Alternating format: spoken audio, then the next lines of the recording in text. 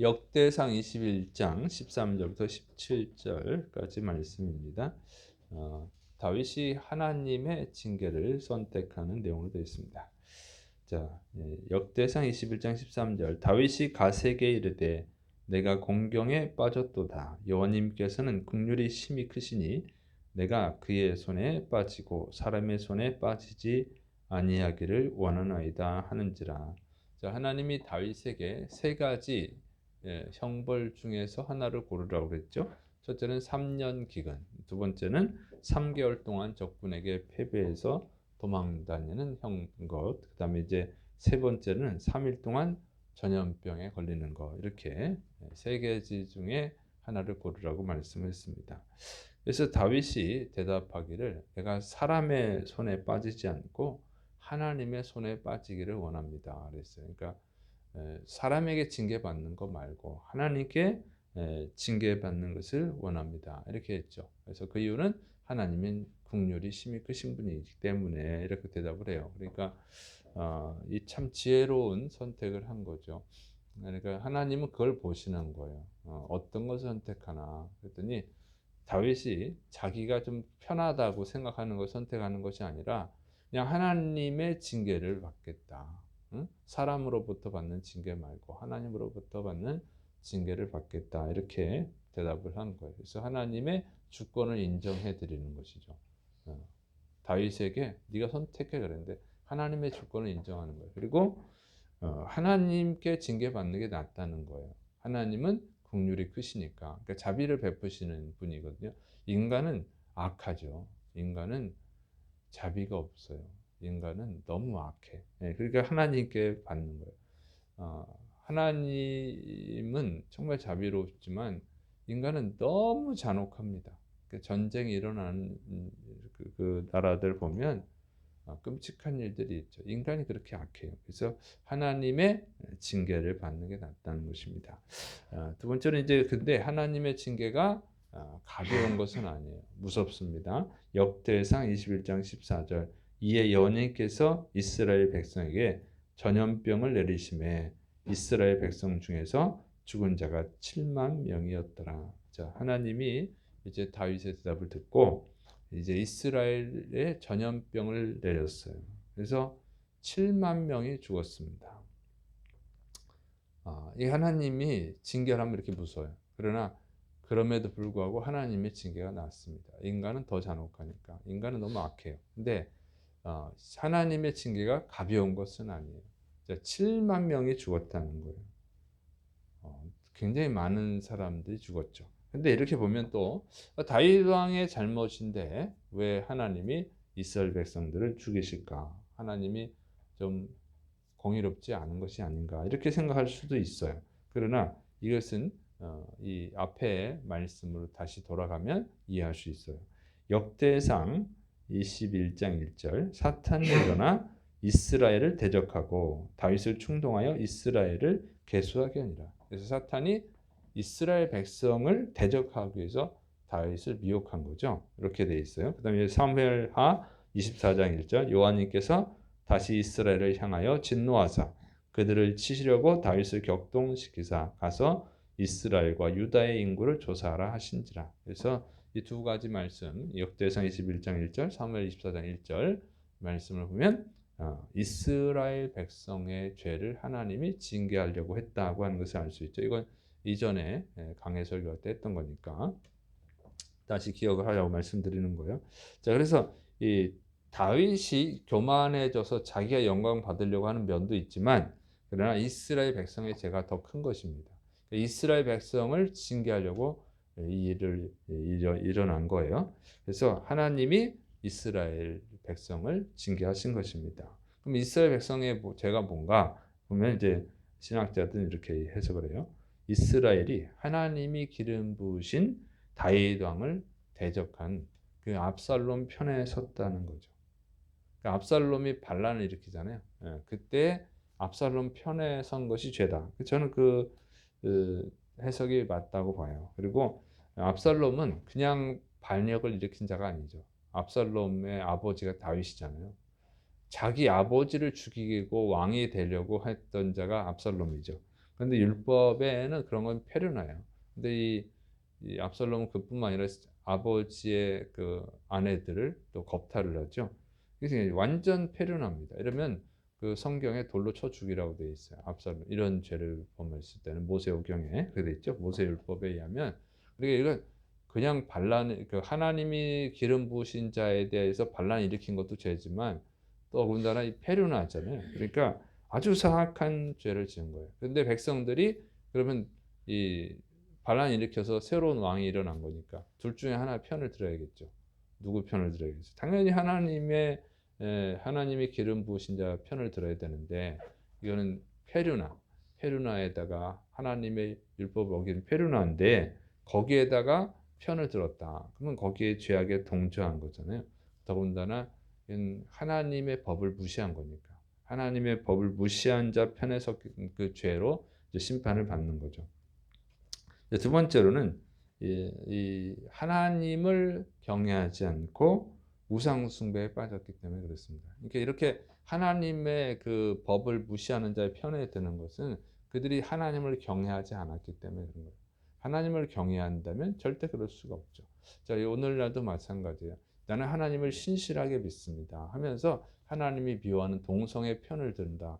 동성애를 확산시키는 차별금지법을 동성애도 차별하지 말자는 그런 차별하면 처벌하겠다는 그 법을 만드는 사람을 만들겠다고 하는 국회의원을 뽑아준다던가 대통령을 뽑아준다. 이거는 뭐예요? 하나님의 법을 무시하는 거죠. 그러면 하나님은 그것을 신실하게 보지 않아요. 악한 것으로 보지. 자, 이런 겁니다. 그래서 이 폐륜하잖아요. 하나님이 기름 부으신 자를 대적한 자잖아요. 근데 그 편에 섰어. 그건 하나님을 경외하지 않는 거예요. 그 자체로 죄일 뿐만 아니라 하나님을 무시하는 죄죠. 또 이제 하나님 우상 숭배죠. 그들이 그만큼 하나님의 법을 지키지 않았다는 것을 보면 우상 숭배에 빠져 있기 때문에 세속에 빠져 있고 우상 숭배에 빠져 있어서 그렇죠. 그래서 다윗이 우상 숭배하는 것을 철저히 막았음에도 불구하고 이제 나중에 보면 우상 숭배는 여전히 사라지지 않아요. 그 숨어서 우상 숭배를 했던 것이죠. 그리고 솔로몬이 우상에 빠질 때 그게 드러나고 그래서 이 하나님이 심판한 것입니다. 그러니까 겉으로 드러난 것만 보고 함부로 판단하면 안 된다는 거예요. 아, 다윗이 인구 조사에서 하나님이 심판하셨구나. 그런 게 아니에요. 다윗이 인구 조사하는 문제도 있지만 그건 그렇게 큰 문제가 아닙니다. 사실 이스라엘 백성의 죄가 더 크다는 것이죠. 그래서 하나님은 심판하실 때 겉으로 보이는 것만 심판하는 것이 아니에요. 보이지 않는 것까지 다 심판한다는 거죠. 사람이 그걸 볼 줄을 몰라요. 인간은 피조물에 불과하니까. 인간은 아주 작잖아요. 그리고 하나님은 온 우주 만물을 창조하신 크신 분이에요. 그래서 하나님의 깊은 뜻을 알기가 어려워요, 사실은. 그래서 인간은 표면적인 것만 갖고 분석을 하고 판단을 하는 거예요. 거기에 이제 인간의 실수가 있죠. 그래서 함부로 하나님이 하시는 일에 대해서 비판하면 안 된다는 것입니다. 하나님은 너무 깊고 크신 분이다 하는 거예요. 그래서 우리가 함부로 하면 안 되고 조심해야 되고 하나님의 뜻을 항상 찾아야 됩니다. 자, 그런데 하나님이 이제 긍휼을 베푸십니다. 역대상 21장 15절 하나님이 예루살렘을 멸하러 천사를 보내셨더니 천사가 멸하려 할 때에 여호와님께서 보시고 이 재앙 내림을 뉘우치사 멸하는 천사에게 이르시되 족하다 이제는 내 손을 거두라 하시니 그때에 여호와님의 천사가 여부스 사람 오르난의 타작마당 곁에 선지라. 그래서 하나님의 이제 명령을 받은 천사가 계속 이제 그 명령에 이행하려고 하죠. 그러니까 백성들을 계속 죽이려고 했다는 거예요. 근데 하나님이 재앙 내리신 것을 뉘우치시고 천사에게 중단할 것을 명령하셨습니다. 자, 하나님이 자비를 베푸신 거죠. 그러니까 하나님이 전염병으로 3일 동안 이렇게 심판하신다고 그랬잖아요. 그런데 그러려면 7만 명이 죽었지만 더 많이 죽어야 된다는 거예요. 근데 하나님이 그것을 중단을 시켜요. 그래서 뉘우치셨다. 이 뉘우치셨다가 뭐냐면 하나님이 후회를 하셨나? 이렇게 생각할 수 있는데 그냥 성경의 표현이에요. 인간이 알아들을 수 있는 표현을 한 것이고 하나님은 후회하지 않죠. 하나님은 뉘우치시지 않아요. 그냥 여기서 생각을 바꾸셨다. 중단하셨다. 그런 얘기예요. 자비를 베푸셨다는 표현을 이런 식으로 표현한 거예요. 그래서 하나님은 절대 후회하지도 않습니다. 왜냐하면 완전자이기 때문에 후회할 일을 하지 않아요. 그냥 인간이 알아들을 수 있는 표현을 한 것뿐이에요. 그래서 우리가 인간이 그 단어를 그대로 이해하면 안 되죠. 그래서 이제 부모님이 학생이 공부를 안 하고 막 놀고 그러면은 "야 집어치워 너. 학교 다니지 마. 너 공장이나 다녀." 그건 진짜 공장 다니라는 얘기가 아니잖아요. 그것은 네가 공부 안 하면 공장이나 다니는 사람밖에 더 되겠냐 인제 그런 속상해서 그러니까 "열심히 공부해라." 이런 표현이죠. 그 하나님도 인간이 알아듣게 표현하라 그러는 거예요. 그래서 하나님은 완전자시기 때문에 절대 후회하는 일을 하지 않습니다. 자, 근데 하나님이 이제 긍휼을 베푸시는 거예요. 이 정도면 됐다 하는 것이죠. 그래서 다윗이 하나님, 긍휼이 크신 하나님이라고 말했는데 그 말대로, 그 믿음대로 하나님은 정말로 은혜를 베푸시는 분입니다. 자, 그리고 나서 이제 다윗과 장로들이 간청을 합니다. 역대상 21장 16절 17절 다윗이 눈을 들어보매 여호와님의 천사가 천지 사이에 섰고 칼을 빼어 손에 들고 예루살렘 하늘을 향하여 편지라. 다윗이 장로들과 더불어 붉은 배를 입고 얼굴을 땅에 대고 엎드려 하나님께 아뢰되 명령하여 백성을 계수하게 한 자가 내가 아니니까 범죄하고 악을 행한 자는 곧 나니이다. 이 양떼는 무엇을 행하였나이까? 청하건대 나의 하나님 여호와이며 주의 손으로 나와 내 아버지의 집을 치시고 주의 백성에게 재앙을 내리지 마옵소서 하니라. 다윗이 그 하나님의 천사가 칼을 빼고 예루살렘을 하늘을 향해서 손을 펼치고 있는 것을 딱 보고 이제 장로들과 함께 간구하는 거예요. 하나님께 이제 불쌍히 여겨달라고 재앙을 거두어 달라고 기도하는 거죠. 죄는 내가 짓지 않았습니까? 인구조사 명령은 내가 내리지 않았습니까? 저와 제 아버지 집을 치셔야지 왜 죄 없는 백성들을 심판하십니까? 이렇게 다윗이 기도하는 거예요. 자, 물론 이제 이 다윗이 하나님이 이 심판하는 걸 모르기 때문에 하나님의 깊은 마음을 모르니까 이렇게 기도하는 거예요. 그러나 정말 훌륭하죠. 자기가 형벌을 받겠습니다 하는 거예요. 그래 하나님이 다윗을 사랑하는 거예요. 이제 제가 무슨 죄가 있습니까? 저 다른 사람들이 죄지. 이게 이제 사울 왕이 그랬잖아요. 하나님이 사울 왕을 책망할 때 처음에는 하나님께 가장 좋은 걸 드리려고 했다고 했다가 그 불순종이라고 책망하니까 백성들이 무서워서 그랬습니다. 백성들 핑계를 대잖아요. 근데 다윗은 자기 죄입니다. 이렇게 자기가 징계받기를 원한 거예요. 그리고 이렇게 기도를 하죠. 그러니까 하나님이 긍휼을 베푸시는 이유가 있어요. 그 앞절에 다윗은 지금 하나님이 중단하는 걸 모르잖아요.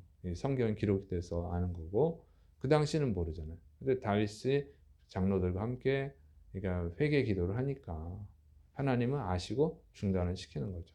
이렇게 돼 있어요. 아니면 하나님 먼저 중단을 시켰는데 다윗이 기도했을 수도 있고 어쨌든 다윗이 이렇게 자신의 죄를 인정하고 자신이 책망받고 자신이 형벌받기를 원했다고 하는 거예요. 그래서 하나님이 다윗을 사랑하는 거예요. 진정한 회개는 뭡니까? 그 잘못에 대한 징계, 형벌을 받아들이는 거죠. 그게 진정한 회개예요. 회개하는데 그냥 징계만 받지 않으려고 형벌을 받지 않으려고 하는 회개는 가짜잖아요. 그래서 다윗은 진정한 회개를 했습니다. 그래서 하나님이 다윗을 사랑하는 거예요. 그래서 우리가 이런 거죠. 자신의 잘못에 대해서는 책임감을 갖고 있어요. 자기가 책임지려고 해야지 그걸 떠넘기면 안 된다. 또는 그것을 피하기 위해서 기도하는 것은 잘못된 것이다고 하는 거예요. 그렇게 이해를 하죠. 어떤 징계를 받지 않으려고 막 그렇게 이제 회개하는데 가짜 회개인 거죠. 마땅한 형벌을 받아들여야 되는 거죠. 그게 진짜 회개예요. 그리고 그럴 때 하나님 은혜를 베푸십니다. 기도하겠습니다. 사랑이 많으신 하나님 아버지, 오늘도 주의 말씀으로 우리를 깨우쳐주신 감사드립니다. 주여, 우리가 하나님 앞에 겸손하고 죄를 범하지 않게 붙들어 주옵시며 죄를 범할 때는 마땅히 그것을 받을 줄 아는 겸손한 마음, 진정으로 회개하는 마음을 주시옵소서. 그럴 때 하나님의 은혜가 하나님의 자비가 임할 줄로 믿습니다. 주께서 함께 하시고 예수님의 이름으로 감사하며 기도드립니다. 아멘.